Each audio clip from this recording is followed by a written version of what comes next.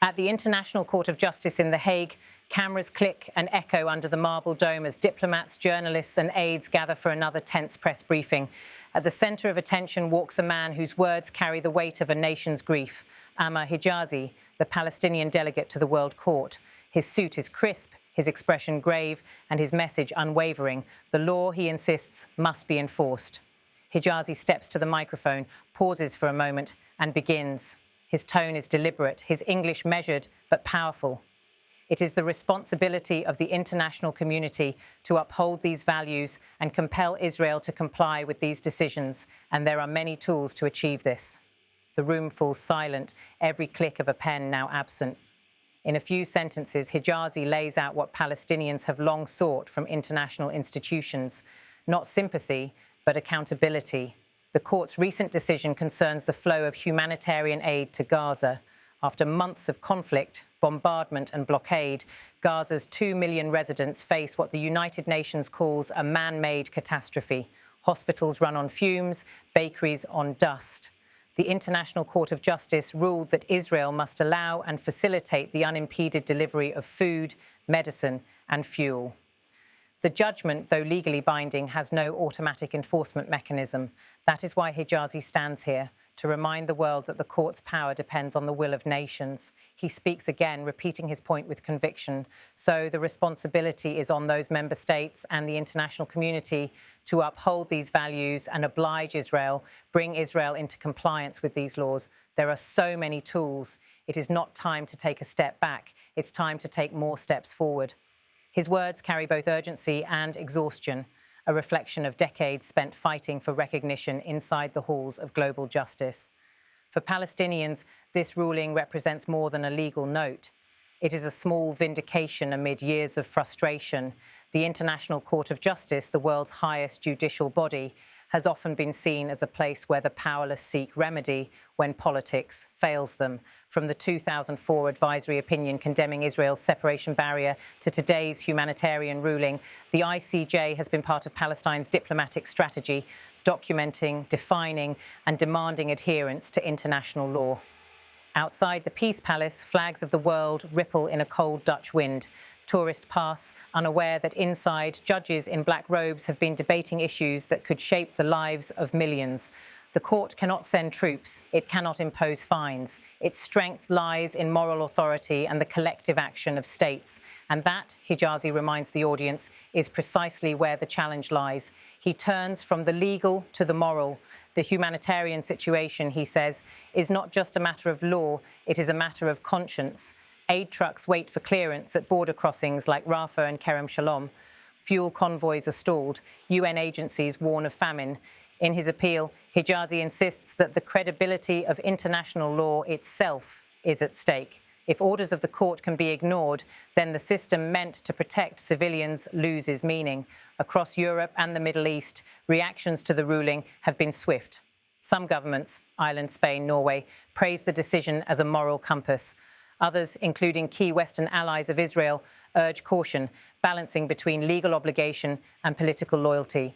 Washington reiterates its unwavering support for Israel's security while acknowledging the importance of humanitarian access. To Palestinians, such statements sound contradictory, recognizing suffering yet avoiding consequence. For journalists covering the briefing, Hijazi's message is clear. He is not calling for a symbolic gesture. He is demanding tangible action, the use of diplomatic, economic and political instruments to ensure compliance. There are many tools, he repeats, leaving listeners to fill in what those might mean: sanctions, recognition, suspension of trade, or the activation of UN mechanisms. His careful phrasing avoids direct confrontation, but carries unmistakable intent. Beyond the microphones, the court's ruling resonates through a broader legal landscape. If ignored, it could become the basis for further proceedings, perhaps even referrals to the International Criminal Court or resolutions at the Security Council. Legal scholars argue that consistent defiance of ICJ judgments undermines not only one case, but the very notion that international law applies equally to all. Hijazi's appeal is not only political, it is deeply personal. Many in the Palestinian delegation have family in Gaza, waiting in uncertainty. Their phones buzz with news of airstrikes, of aid convoys delayed, of hospitals overwhelmed. For them, every legal step taken abroad has a human cost measured in lives back home. In the press hall, Hijazi's voice softens slightly as he concludes. "It is not the time to turn back," he says again, "but rather to move forward." That phrase, "move forward," becomes the refrain of the day, quoted by journalists, echoed on social media, and printed in evening headlines. For the Palestinian side, it encapsulates the hope that the court's words will translate into action. The ICJ itself operates under the UN Charter, which obliges states to comply with its judgments. Yet enforcement relies on the Security Council, a body where vetoes often silence consensus. In past cases involving powerful nations, compliance has been partial at best. Still, the court's decisions set legal precedents and moral expectations that can shift global discourse over time. Hijazi's presence in The Hague is therefore both symbolic and strategic, to ensure that the Palestinian narrative remains anchored in the language of law, not merely of politics. Analysts point out that this strategy mirrors earlier efforts by South Africa and others who used international law to challenge systems of discrimination and occupation. The difference now is immediacy. The humanitarian collapse in Gaza makes the case urgent in a way the court has rarely faced before. The delegates disperse as the briefing ends. Outside, journalists relay live updates. Some emphasize Hijazi's call for action. Others focus on Israel's expected response. Israeli officials reached by phone have dismissed the ICJ's findings as biased and politically motivated, arguing that Hamas's military tactics make humanitarian access complex. That statement underscores the gulf between the legal argument in The Hague and the military realities on the ground. Still, Hijazi's appeal resonates beyond the courtroom. In the Arab world, commentators hail his words as a moment of renewed international engagement. In Western capitals, diplomats quietly discuss whether further pressure on Israel could open humanitarian corridors without derailing ongoing ceasefire negotiations. In Gaza itself, few have time to follow proceedings from The Hague. Power cuts and unstable internet keep people focused on survival, not legal debates. Yet, for many, knowing that the world's highest court has ruled in their favour offers a faint glimmer of dignity. "At least someone is listening," a teacher in Khan Yunis tells a local radio station, her voice breaking. "Maybe this time it will matter." The report from The Hague travels through wire agencies and television screens.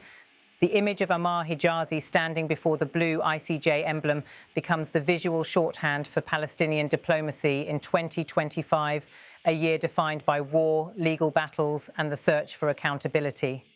Commentators note that while the court's verdict may not end the suffering immediately, it adds weight to the growing global demand for humanitarian access.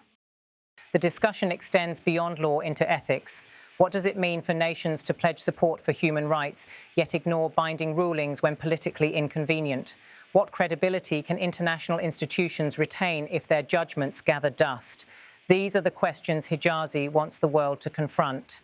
Behind the scenes, legal teams prepare follow-up briefs documenting non-compliance and calling for monitoring mechanisms. Activists circulate petitions urging governments to act. Even within the EU, quiet debates emerge over whether trade relations should reflect a partner's respect for international law. Hijazi's speech becomes more than a soundbite. It becomes leverage in a global conversation about responsibility. As evening descends over The Hague, the Peace Palace glows softly under amber lights. Inside, clerks file transcripts and translators finalise documents for distribution. Outside, a small group of demonstrators waves Palestinian flags and holds candles. They chant no slogans of hate, only one word, repeated softly: justice. In a later interview, Hijazi reflects on the day. "This court was built on the ashes of world wars," he says. "Its purpose is to prevent the repetition of those mistakes. When we ask the world to uphold its rulings, we are not asking for privilege, we are asking for consistency." His calm demeanour contrasts with the urgency of his message. For him, legal consistency is the foundation of peace. He acknowledges that progress will be slow, perhaps painfully so, but each ruling, each statement adds a layer to the legal and moral record. Over time, he believes those layers will form an undeniable truth that the blockade, the restrictions, and the humanitarian crises violate not just treaties, but the conscience of humanity. the report closes with a simple reminder: courts can declare what is right, but it is up to nations to make it real. For now, the responsibility rests with the international community, the same community Hijazi invoked in his opening line. The court has spoken. The question is whether the world will listen.